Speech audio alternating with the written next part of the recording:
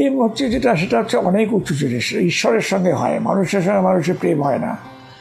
এখন যেটা হয় সেটা হচ্ছে আকর্ষণ, আর পরস্পরের প্রতি আকর্ষণ বোধ করে, সেটা তো ন্যাচারালি স্বামী স্ত্রী নারী পুরুষের আকর্ষণের মধ্যে। তার উপরেই এখনকার প্রেমের যেটা আমরা প্রেম বলি আর কি, সেটা প্রতিষ্ঠিত। প্রকৃত প্রেম হচ্ছে ধরুন কৃষ্ণের প্রতি রাধার যে প্রেম, তা সেসব প্রেম তো আর এটা নয়। এটা হচ্ছে যে নিছক শারীরিক আকর্ষণ। একজনকে ভালো লাগলো, কিছুদিন ভালো লাগলো, তার মনে হয় তোমাকে পছন্দ হচ্ছে না। কি প্রেম বলবো কী করে, ভালোবাসা কী করে বলবো?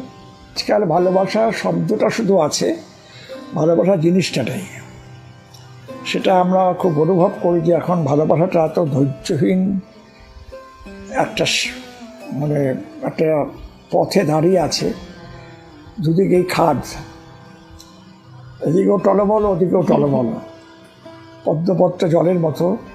এখন